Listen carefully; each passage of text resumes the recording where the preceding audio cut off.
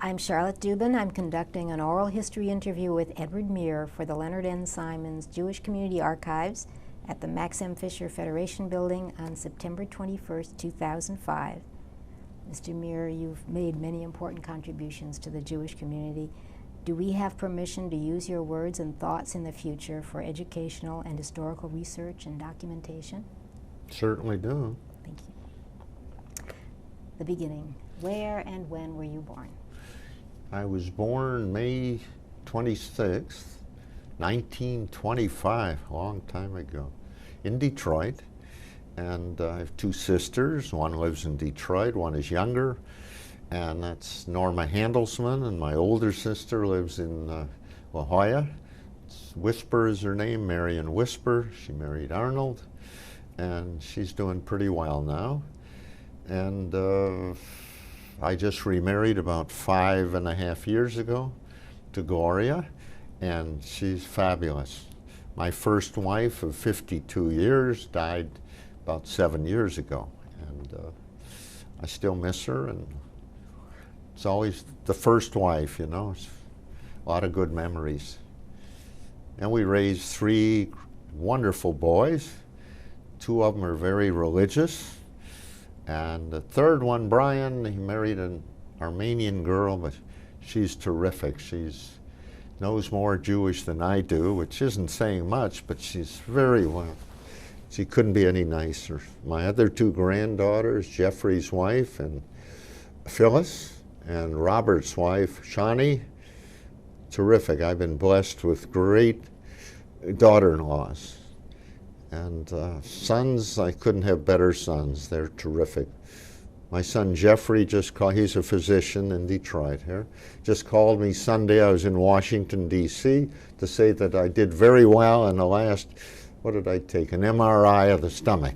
So he gave me a report on it. So I'm blessed with wonderful children and grandchildren, and I have 15 great-grandchildren and 2 on the way. And maybe more now. That was as of yesterday. So I'm very blessed. And they don't all live in Detroit, but they're in yeshivas around the country. And one by one, we're bringing them back here. We're getting them homes and moving them back. And what did I miss? Anything? You did very well. Who were your parents? My dad was Harry Meer, and my mother was Tilly Budman. And they were wonderful parents, and I learned the dental business from my dad, and that's how I got into it, really. Going back to, let's see, when I was born in Detroit, and I went to only to Central 2 years, and that's the first amount of Jewish people I met, because I'd gone to schools. We lived in Russell Woods, and I went to schools that were not predominantly Jewish. But the 2 years in Central, I made up for it. Had a wonderful time, and the funny thing is now I'm seeing all these guys and girls over at the Jewish Center, where I work out 3 days a week, and I see these old guys there, and when I hear them talk, they're my friends. I realize who they are. I'm in their age group. But it's wonderful. It's really nice. The Jewish Center has been great for me. I'm meeting all my old friends and a lot of the dentists that I used to work with, and a lot of very good friends. And where are we? Do you remember your grandparents? Yes, oh yeah. Tell us about them. Well, there were the Budmans. They lived in Detroit, and my grandfather had a hardware store on Hastings Street, and he was a little man, but he worked, you know, like 9 to 9 at the hardware store. He would come home at night, and sometimes I was there, I would sit in his lap, and he always had lifesavers in his vest, and he'd always give me a lifesaver. Then he had an accident, a little robbery in his hardware store, and he got killed, but I remember him very well. My grandmother, who spoke mostly Yiddish, which I didn't understand, and they lived on Monterey, in the old neighborhood there. And they were terrific. Then my other grandparents lived in Hungary, Abba Uivar, and my dad took us there when we were 4 years old. We went to Europe for 6 weeks, and I went to Abba Uivar and Budapest, and I loved it. As a matter of fact, I've gone back 5 times in the last 10 years because I found my roots there. I went and found the house my dad was born in, and I met some neighbors there that knew him and his 5 brothers and 2 sisters. And as a matter of fact, at the Jewish Center here at the Holocaust, I found a brochure, and it had the Jewish people that were taken out of Abba Uivar, where my dad was born. And one of them was my grandmother, Esther, was listed in there, and my 2 cousins. So that got me interested, and I went back 5 times. The last trip, I took all my kids and grandchildren. I was a widow at the time. And I took them to Abba Uivar and showed them the cemetery there where my great-grandfather was buried, and tombstones. The Nazis couldn't find the cemetery. It was sort of in a cove. And the vegetation was like 4.5 feet high, so you could only see the top of the tombstones in a valley. So we had it cleaned out, and we read the tombstones, and they were just as good as the stones were 100 years ago. And we took pictures, and my kids could read the Hebrew on the stones. It was that easy to read. And then we straightened out our name. We weren't sure if we were Meer or Meer More, because half my uncles were More and half of them were Meer. So I saw the tombstone of my great-grandfather, and it said Meer, but Morris. And that's where Meer More started. So half my uncles were Moors and half were Meers. And my dad came to America when he was about 16. I heard he sold some horses. They raised horses there, and they had a nice home, which I did see several times, took my children there. And well, I found the home, and it was kept up, and I had 11 people with me on that trip, and we all went and used the bathroom in there. You know, the woman who bought it was very, very nice. This little town where the Nazis went to take out these few Jews to extermination camps. It's unbelievable. 3.5 hours north of Budapest, and they went up there and got my grandmother and 2 cousins. That's about the last we heard of them. But I had a very warm feeling in Budapest. Felt like my dad was there with me. I went to a Hungarian restaurant and with my wife, and we were sitting in the garden eating there, and it was very elegant, very nice, and there was a gypsy orchestra. My dad loved gypsy music, and I just had them play a couple of songs he used to love, and I had tears coming down in my eyes, and I don't cry that often, but I just felt like he was there probably singing with the gypsies the way he used to do at the Hungarian village here. And when my parents came to America, they became very active in B'nai Moshe. They were actually founders of B'nai Moshe on Dexter and Lawrence. And my mother was president of the Women's Club, and my dad was very active. And we got to know all the hunkies, and they stuck together. And I'm still a member of B'nai Moshe 50-some years later, but my wife Gloria is Charleroi, so I go with her. And I've enjoyed a wonderful life. I've been very, very fortunate. And let's see. What else would you like to? Let me ask you a question about that. We will talk a little bit more about your philanthropic contributions and so on, but where did that come from? Was there something about your home growing up? Was there someone who was particularly charitable? Well, was this something that was instilled in you? My mother always had that little blue and white box hanging up in the kitchen, and I always liked that. But my dad was not into that. Well, I didn't think he had that much money or anything to give away to charities and things, so I don't really know what he did. But we lived very well and comfortable, and we lived in around Central High School, and I had a wonderful, you could leave your door open at night, you could walk down the streets at night, everything was so wonderful. What did you do for fun? For fun? Mm-hmm. Oh, I like to exercise a lot, I like to go to plays, I like to travel. We both love to travel. As a child? As a child? I don't even remember. I just had a good time all the time. Of course, I went to Hebrew school. That sort of killed things. 4 afternoons a week. Where was that? That was in the basement of B'nai Moshe. And I had a bar mitzvah at Lacher's on Cass Avenue. And that was different in those days. It was all the adults. The kids weren't really included, maybe 2 or 3 kids. I even have still a picture taken of my bar mitzvah. I was pretty tall. I was probably 5'9" and 5'9½". Very poor student.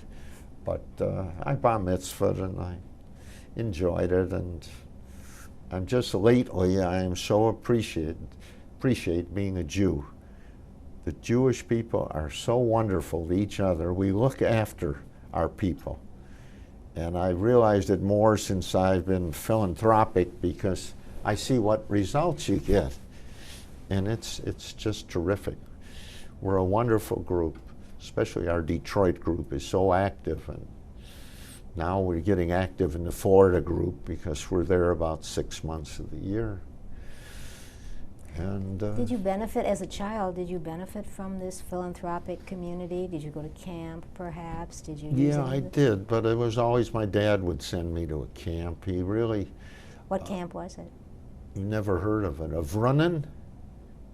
It was out near Jackson, Michigan, and it was a Jewish camp with kosher food, and I loved it because I was very active in sports, and I used to be the best track man there, and.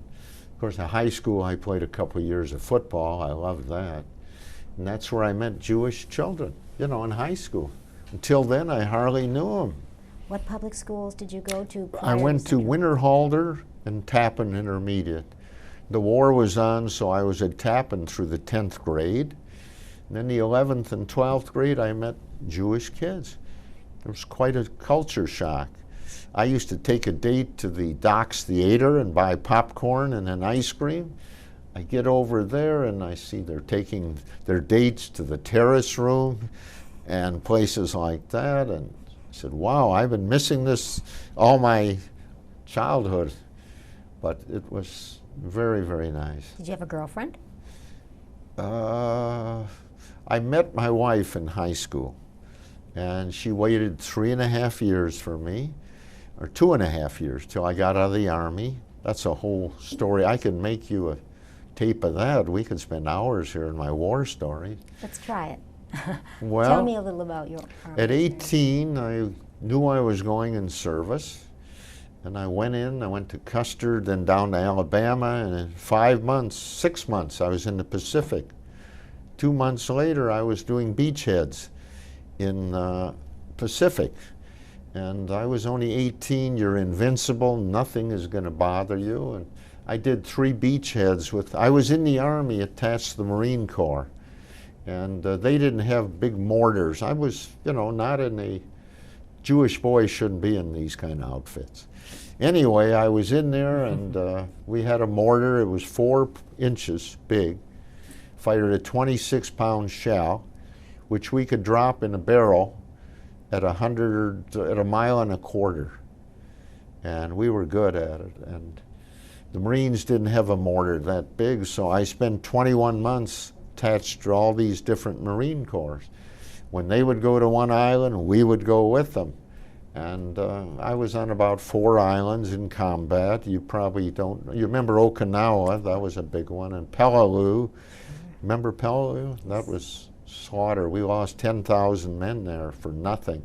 We could have bypassed it. They're already in the Philippines.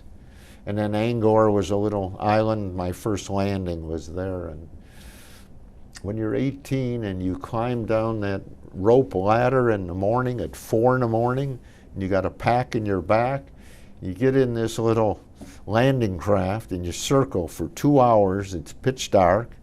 and you smell this fuel, diesel fuel from the engine. It's a smell you will never forget. Whenever I get behind a bus and I get that smell, I think about the landings there. And we landed, and some of the men fell off in the water over our head. We had hit a sandbar.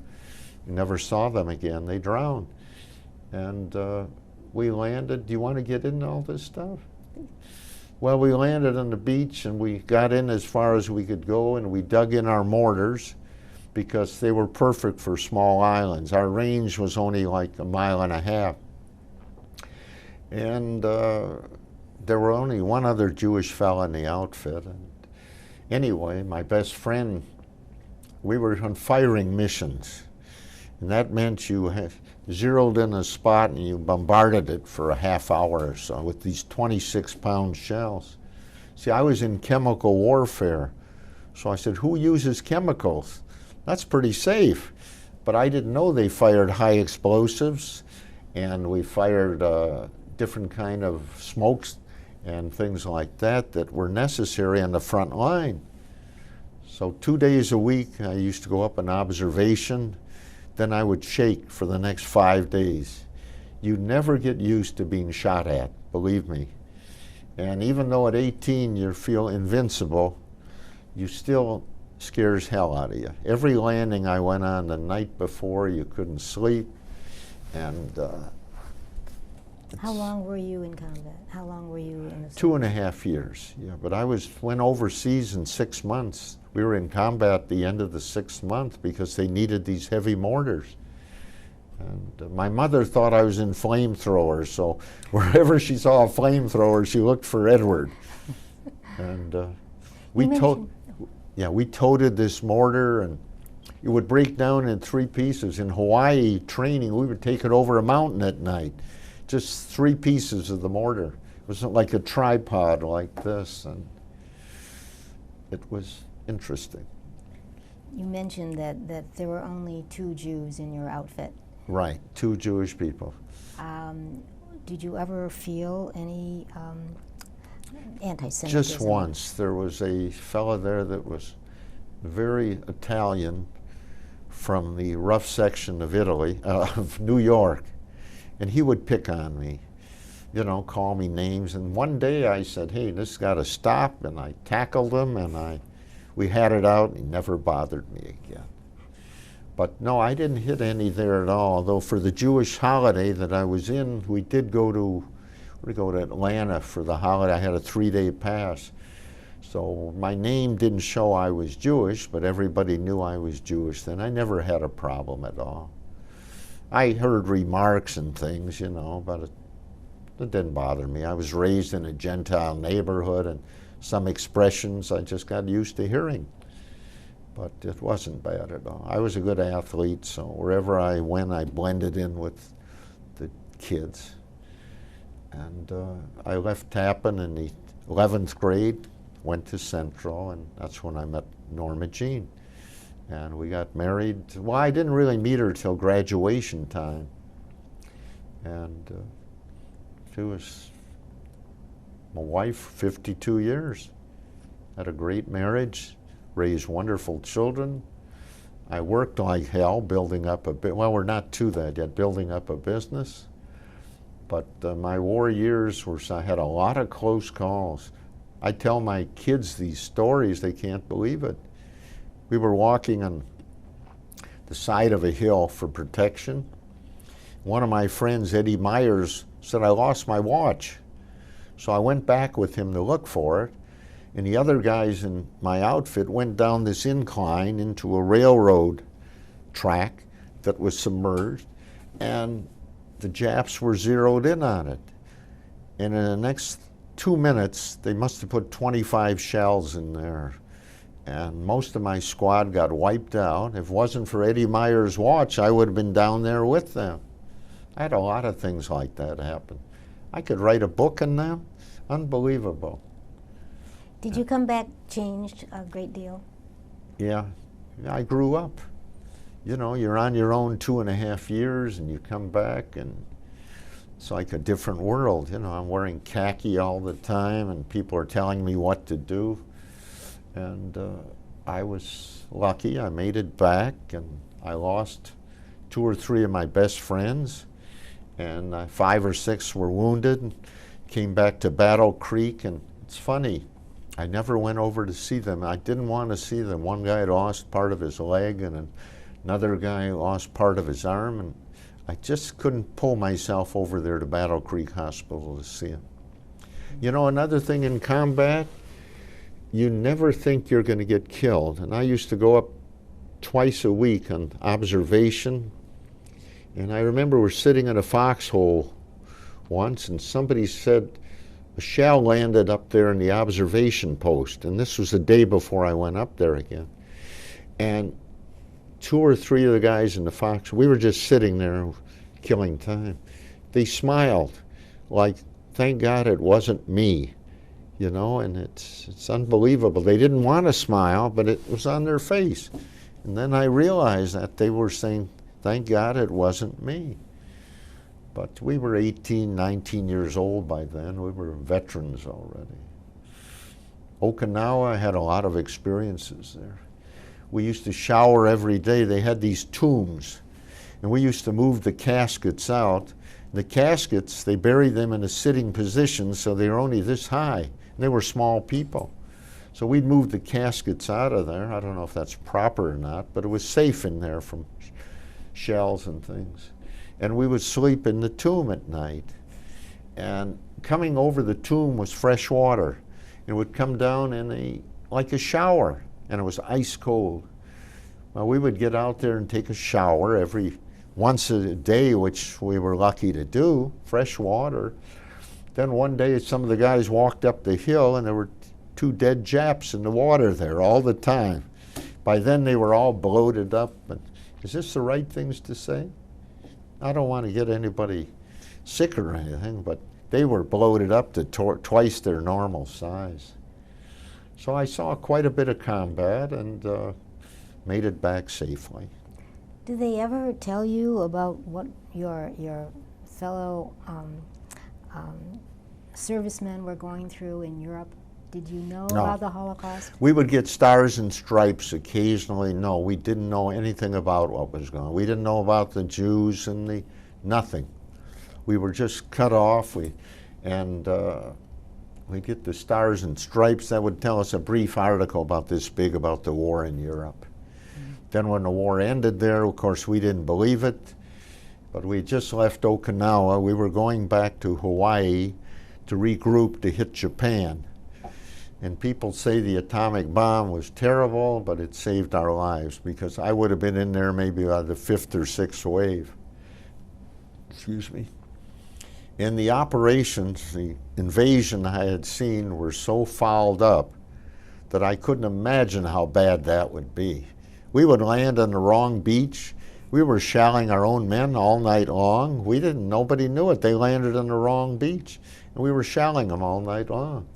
And 26 pounds of TNT is a lot of trouble. But I learned to grow up fast in survival. And we ate K rations all the time, and later on C rations. Then Okinawa was the first big-scale operation, so by the 3rd day we got hot food, which meant baked beans and something else. I don't want to tell you what we called it, but it was, you survive, you eat it, and you live. You know, that's the main thing. And you came back grown up, and yeah, what happened? 21, going on 21, and I got out the end of 45, and I enrolled at Wayne January 46, and used the GI Bill. And I went to Wayne about 2.5 years, and then I wanted to get married, and I had to go to work. So I dropped out of Wayne. I got about 3 years credit there. I'm sorry I never finished. What did you study? Was there a major? Strictly business courses. I didn't matriculate. I just took strictly accounting and economics and courses that would help me. I already figured I'd go into dental business because my dad was in it, all his brothers. And it you know, my dad lived a very nice life. I think he made the money playing pinochle, truthfully. He and his brothers would get together. They were all in New York or Texas or Buffalo, and they'd get together and they would play cards. If it was 3 days, they'd play pinochle for 3 days. And you'd hear all of a sudden the cards fly across the room, and I thought they were going to kill somebody. But that's the game they enjoyed. You know, I went to the World's Fair with my dad. I was 14, so that was, let's see, World's Fair. Anyway, I get over there and I've been in New York 4 days. I didn't get to the World's Fair. They're playing pinochle, and my mother is talking to her sister-in-law. So I said, I'm going to go. So I took a subway, 2 subways to get to the World's Fair. Yeah, that was in '39, I'm sorry. And I got to see the World's Fair. If I didn't go on my own, I never would have seen it. But they love pinochle. As a matter of fact, when I came back from the Mariana Islands to Hawaii, we were on a merchant marine ship and nothing to do. We played pinochle like 12 hours a day to stop the boredom. So I got pretty good at it.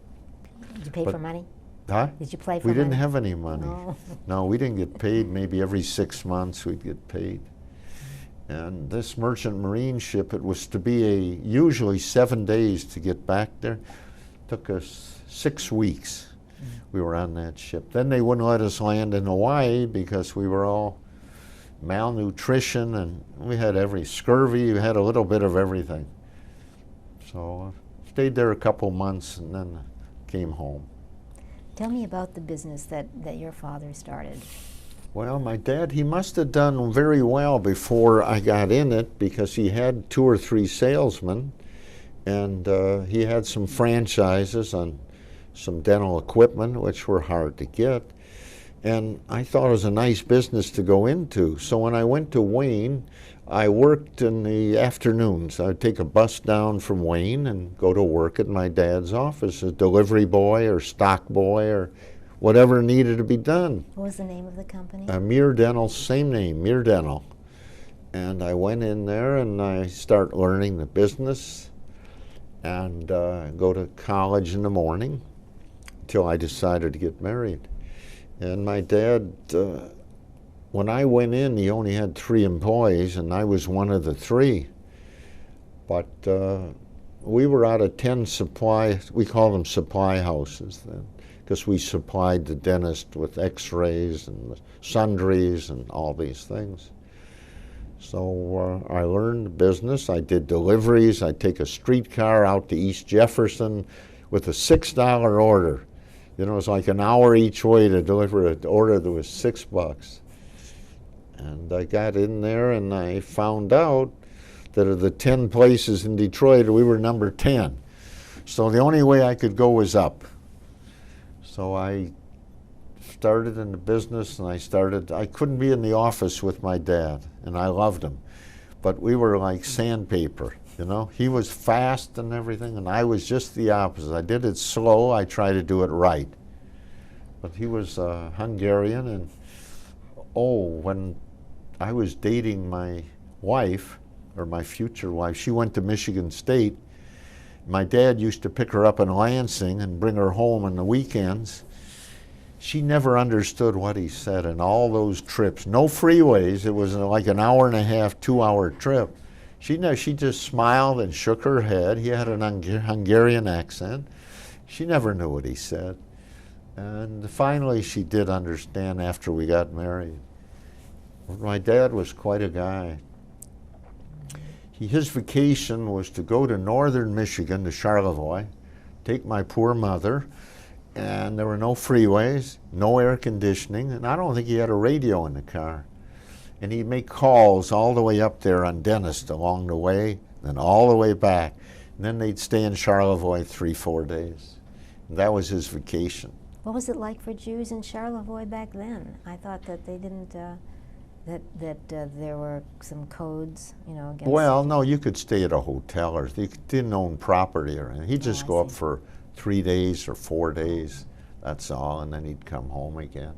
He did one year. We had a cottage in Cooley Lake in the summer for 2 years in a row. Boy, that was a long way out. You have to go to Northwestern. It was one lane each way. Go to the end, turn right, another 5 or 10 miles. Funny thing is, I remember my mother driving to, I thought it was Kego Harbor, to buy kosher food. And we kept kosher. And nobody remembers it, but I remember going with her, and I thought it was Kego Harbor, to buy kosher food. So we had rented a small cottage there, and all my uncles stayed upstairs. There was a big room there with no partitions, and there was a porch that slept a couple people. So we had that for 2 summers, and that was wonderful. I learned how to swim out there. So that must have been when I was about 8 or 9 or 7. So it had to be on 33 or 1934. But now the business continued to prosper, as I understand. Well, not really. It took a while. Our credit rating wasn't that good. I had trouble getting different franchises and people that would talk to me because we were small. We had no salesmen. So I started out, I hired one salesman, but he was an alcoholic. When he was sober, he was great, but we never know when he would come to work. So I learned the business, and I went out on the road, and I knocked on doors for 20, 25 years. And I built up territories, and then I would put salesmen out there. And eventually, I got the lines of equipment. I used to go to dental conventions. I wait outside the room for the sales manager to come out. They weren't interested in talking to me. I was just a small nobody. And I would get to talk to them, and finally one of them gave me a chance at some new equipment. And it was called Weber equipment, and it was third out of the 4 lines. It wasn't great, but it was good stuff. So I started selling that, and in 2 years I was the biggest Weber dealer in the country. Then they started to come, this is over 50 years. Then they started to come to me to sell their products, you know. And these were the guys that wouldn't see me before. So I built it up, and eventually we ended up with 40 branches and 700 people. And I moved from several different buildings, starting in downtown Detroit, where we were for a long time. My dad had a way of saying to people, we owned the building we were in, which we didn't. It was the Charleroi building. It was an old building, 11 stories, and he kept, well, I didn't really own it, but I was there long enough to own it, you know. But everybody said when he passed away, what are you going to do with the Charleroi building and all your property in Florida? We didn't have any property. He never said we did, but he sort of insinuated that we should have had. So he used to tell stories, and he was a salesman. He liked to talk. And we built up accounts, and it was a lot of fun. I really enjoyed all the sales and the guys we met. I used to bowl with Alpha Omega Dental Fraternity, and I did a lot of things, and I enjoyed it. My biggest thrill was a young dentist out of school, picking them up at U of D or U of M and showing them locations. And I would really tell them where to go because they were so naive, they didn't know anything, except for Don Sherman. And I would show them locations, and I became a realtor because I knew where they should go and they didn't know. So I'd show them the one I wanted them to take. Then I'd show them 2 or 3 other places I didn't want them to take. Then I'd show them that one again, and they would take it. I never had one go bankrupt on me at all. They all did very, very well. And I enjoyed it. You know, eventually their sons or daughters would come in the business, and they'd bring them around, and it was great. And like I said, I was in it for 50-some years. And we got an offer 7 or 8 years ago to sell out. Am I going too fast? Too slow? Perfect. Okay. And we got an offer, and I talked. 2 of my boys were working there, and they were both attorneys, but they never practiced. And my middle son was a physician in Oak Park, which he still is, internal medicine. And I talked to the two boys. I said, I got a great offer. You want to? By then, one of my sons was running it. I said, it's hard to refuse. It's stock, no cash. But if it goes through all right, we're going to be very wealthy. They said, let's do it. And they were, you know, young guy. This is 8 years ago, and I was a little worried about what would they do. And they're both attorneys, but they had never practiced. So we went with it, and I got all this stock, $45 a share. I couldn't sell any for 6 months. 6 months I sold as much as I could. And then it nosedived. It went from 45 to 11. That's something. And when I married my second wife 6 years ago, it was at 11. And I married her, and the stock kept going up. So it was a great marriage. And I'll tell you another thing. Before the deal went through in selling the business, I had a direct line to God. I said, God, if this goes through and I get all this stock, I'm going to give it away to charity. And I did. I started giving it away, and the amazing thing is, I might give away $500,000 to some organization or $1 million. The stock would go up again, and in about 4 months, I was back to where I was. So I said, he's watching me. So I kept on doing it, and the stock kept going up. It's about 80 right now, although I've given away a lot of it.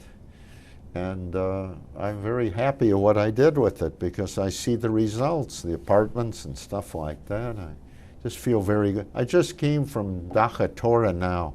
We're remodeling that place for a boy. It was a boys and girls school, but it was really run-down building. So we're modernizing it. We put in another, that's my third gymnasium I built. Putting in a gymnasium for the kids.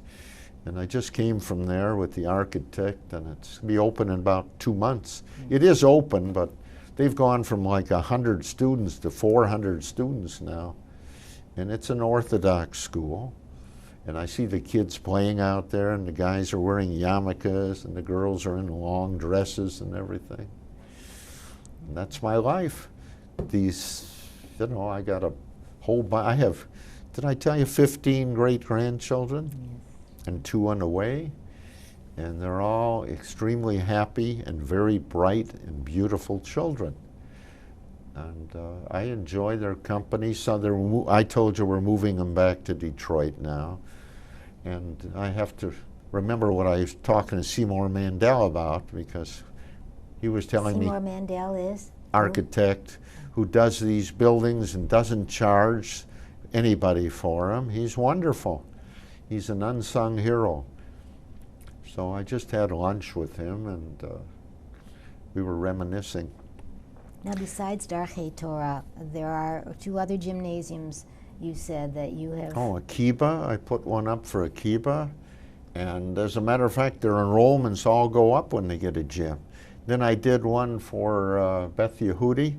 That's the old B'nai Moshe in Oak Park. I added a gym there. Is that the girls' school you're talking yes. about, Beth Jacob? Yeah. There's a gym on the side there. I put that on. I first started in this stuff through, let's see, Ellenberg, Maury Ellenberg, and his buddy. These guys are wonderful. His buddy is an attorney. I can't think of his name. They got me interested in the schools where my granddaughters went. They didn't have a science laboratory. So I put in a science lab, and it wasn't that, $50,000, and the kids were happy, and my granddaughter was happy. That's at Beth Jacob?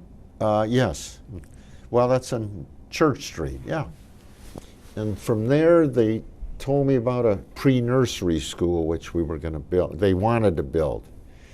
And they showed me the spot, and I said, sure, let's do it. How many kids will we handle? Now, this is 3 and 4 years old kids, and they are so darn cute. You know, I love children. So I built a school for them, and it's up to 150, 200 students now. It's on Lincoln Road. It's Beth Yehudah, Is that what it is? the boys' school? Yeah, it's a pre-nursery. It's a beautiful school, and they have up to 200 kids in there now, and I see them with computers and everything. I can't believe it.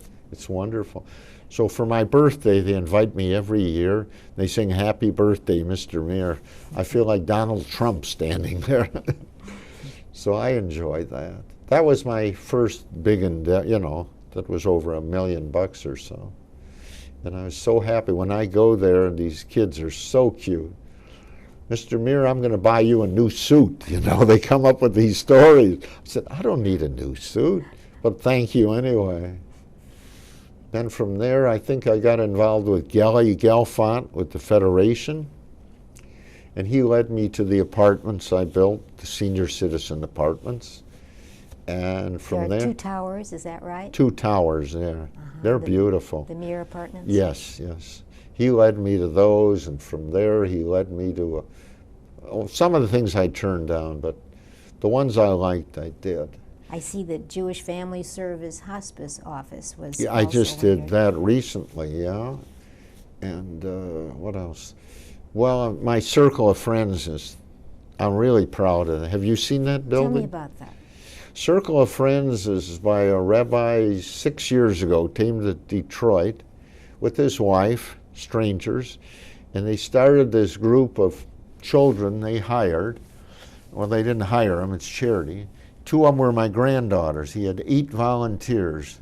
Sunday and 1 day during the week, they devote 2 hours to go over somebody's house who had a child who was needed help, autistic or crippled or something. Spend 2 hours so the mother could get out and do shopping or get her hair done or something like that. The last dinner I went to, they had 600 volunteers. There was over 1,000 people at the dinner. But 4 years ago, the rabbi got up and he said, "My dream is to have a building somewhere where I can take these crippled children and these with mental problems and everything like that, have a place to give them therapy for a day. And the mother can drop them off, they'll stay with us." And I went to him after the dinner and I said, "Don't announce it now, but your dream's going to come true. We're going to build this building." Well, it's supposed to be 5,000 square feet. Next thing I know, it's 22,000 square feet. And it is terrific. In the lower level, they have a miniature city. And they got a bank there, they have a dental office, they have a drugstore, a laundromat. These kids, some of them have never been out of their house. And they get out in the real world, they don't know what to do. So we put a library in there, and it's a whole miniature city down in the lower level. They even have a street there with little cars and stoplights where you can get in and learn how to get around the city. They have a bank where you can withdraw fake money and go to these stores and buy things. They've never been in drugstores or markets. We have a supermarket in there. It's fabulous. Rabbi Shinto and his wife Basi Oh, Shem Tov? Yes. did the whole thing. It's marvelous. I couldn't believe it could be that nice. So I'm very proud of that. I kicked it off, and they got a lot of money elsewhere to build it. It's fantastic. It's the only one in this country like that. It's called the Meer Family Friendship Center? Yeah, well, it's not really the Meer, it's just Circle of Friends, we call it. I see. But it's my campus, and I kicked it off, and I'm so proud of that. Just terrific. Makes you feel good. You go there and you see these kids, they can write on the walls there if they want to. They have all these different things for therapy. They have, you have to see it to believe it. It's a kid's dream come true, and these kids really need it. So that was one of my projects. What else? Got a building for Yad Ezra. This is bragging. I don't want to brag. It's not bragging. I probably would have asked you if you hadn't. Oh, okay. Yad Ezra needed a building, and I had a building in Coolidge I owned. Tried to buy it back. They wouldn't sell it to me. So we found a building, and this architect and I I bought it, and he redesigned it, and now they have a nice place on 11 Mile Road. That's the kosher food Yes, pantry. yes, it's wonderful. These people come in through a side door so they won't be embarrassed. They can pick up canned food there. It's just wonderful. Is there a great need for... Oh, yeah. You wouldn't believe it here. You wouldn't think so in a city this big, but they deliver, well, they don't deliver, but they give food to people from St. Clair's, Jews, St. Clair Shores and past Livonia out in Plymouth. We don't think we have people here that are struggling like that, but they are Jewish people. So we do wonderful things for our people. Happy to say I'm one of them. I enjoy it. Do you think that this deal you made with God Yeah. had something to do with your continuing interest in philanthropy? Well, it did, because every time I gave away that much money, the stock would go up. It's up around 90 now. I got to see if I have any more money to give away. Do you have a wish list? Huh? Do you have a wish list? Oh, I got a lot of people giving me a list every day, believe me. They want to come over and see me for a few minutes, and I know what that means. But you have to stop somewhere. Education seems to be important. Jewish education seems to be important to you. Is there some influence that and impetus from your family that makes you want to support Jewish education? Not particularly. It just, I think it's a good thing to do. And senior citizens, I like to help them out, you know, because it's rough. I know I'm pretty well set, but I see prices going up. I don't know how people live today. I mean, things are so expensive. And I have some friends of mine retired. They thought they were well set. Now they're looking for work part-time, you know, and it's unbelievable. But the stock did go. Every time I gave away money, the stock would go up. Isn't that wonderful? Has it made you a religious person? Yes, it did. I always believed in God since World War II. I did a lot of praying in the foxhole. And it worked. I made it home. But I like education. I never did graduate college, but nor did, well, Gloria's graduated, but Norma Jean only had 3 years at State. And does Gloria join with you in your philanthropic interests? oh, yeah, yeah. She's very interested. She's a fabulous lady, and she had lost her husband. And we met. We lived close by in Wabi. We never knew each other. And one of her girlfriends said, "You got to meet this girl." And I was too shy. You know, I've been a widow for 2 years or so, and I said, I can't do that. When I went up to her house for a date after they talked me, you know, remember Red Skelton? He did a skit where he was a salesman. He'd knock on the door. I hope nobody's home. I hope.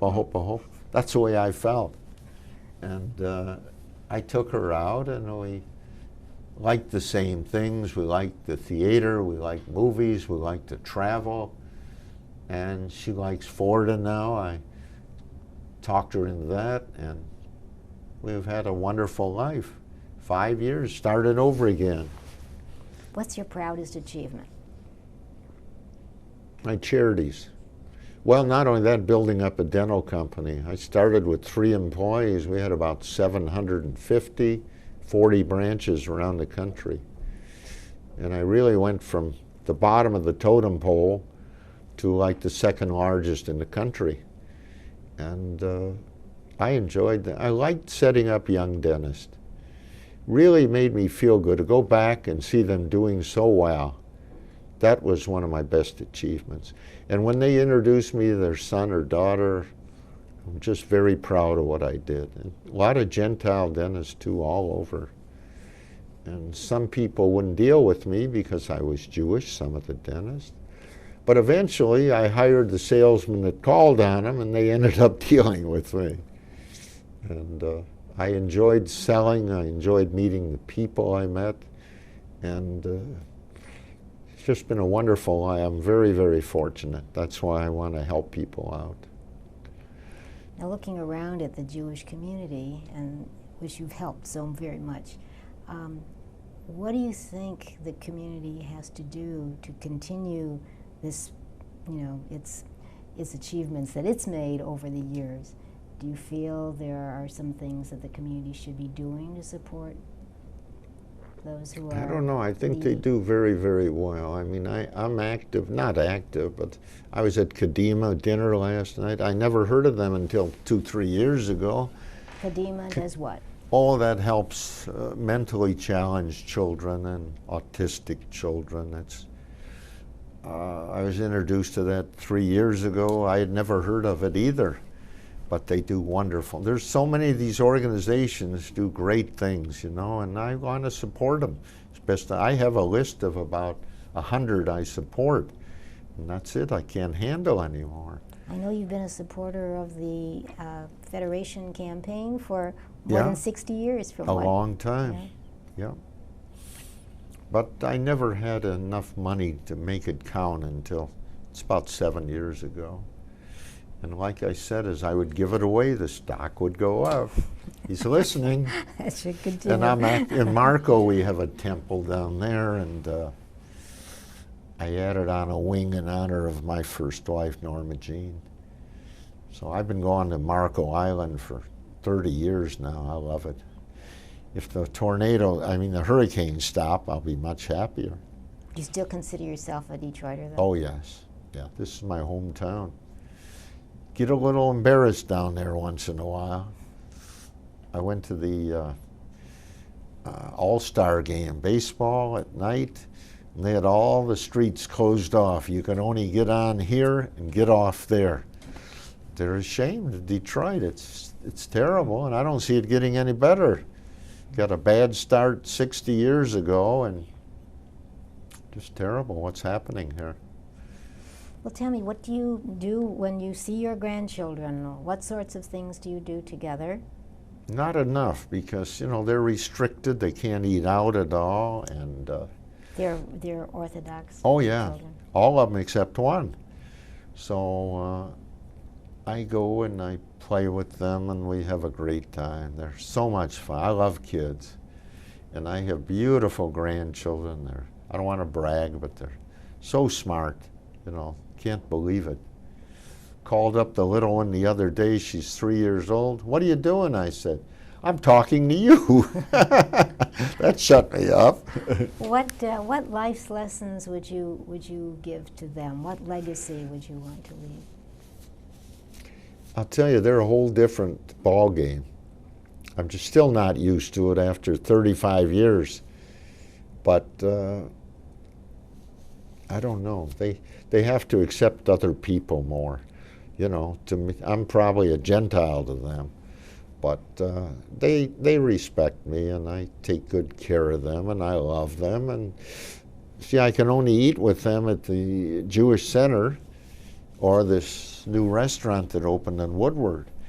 So I have a problem with that. In Florida, they bring their own food, and I have a condo 5 doors away with koshered, I should say.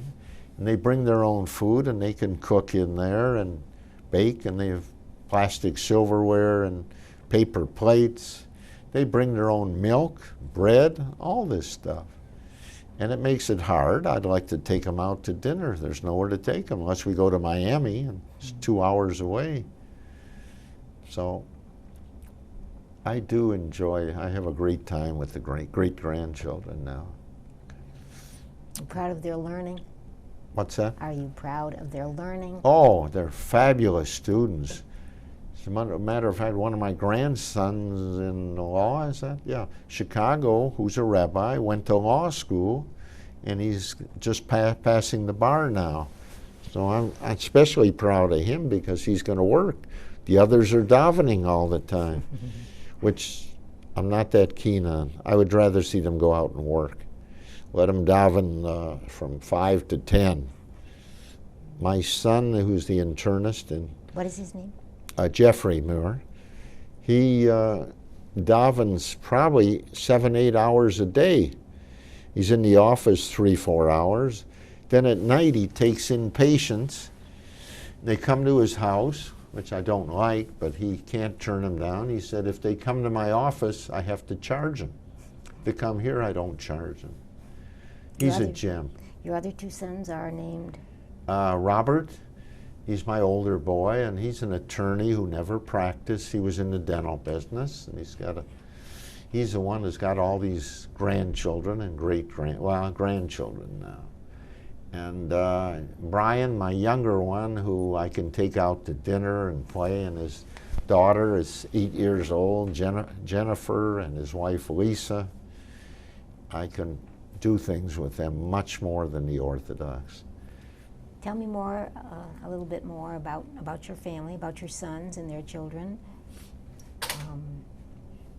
Well, they're all close by. When they wanted college, I said, fellas, you're going to stay in Michigan, and I'm paying, but I can't afford to send you out of state. And they understood, and they all went to Michigan colleges, and I ended up a typical Jewish family, 2 lawyers and a doctor. And it worked out because they all ended up very close to me here. But I didn't count on the great-grandchildren and the grandchildren moving to yeshivas in Chicago and in New Jersey. But we visit them once a year, and they come in here once or twice a year. And I have another question for you. You've been so successful in life, and I wondered if along the way there was someone you looked to as a mentor. Is there anyone in particular? I've been looking all the time. I can't find anybody. If you know somebody around, what are you looking? Want ads under mentor? I could use somebody. Have you been one to someone? Well, not really, no. I was so tied up in the dental business, that was my life. You know, in the night I would come home, I'd make phone calls, and just tied me up. I did not get active in many organizations. I would just give money because I didn't want to go to night meetings. I wanted to be home with my family, which I enjoy and still enjoy tremendously. But I'm a happy camper. That's good. I feel wonderful. I just had complete everything. So I feel very good about it. Is there any last question that I haven't asked of you? Or I think we've done very well. Okay. Very well. Thank you so much. It's been a pleasure. Well, thank you. You're great. Thank you. Okay.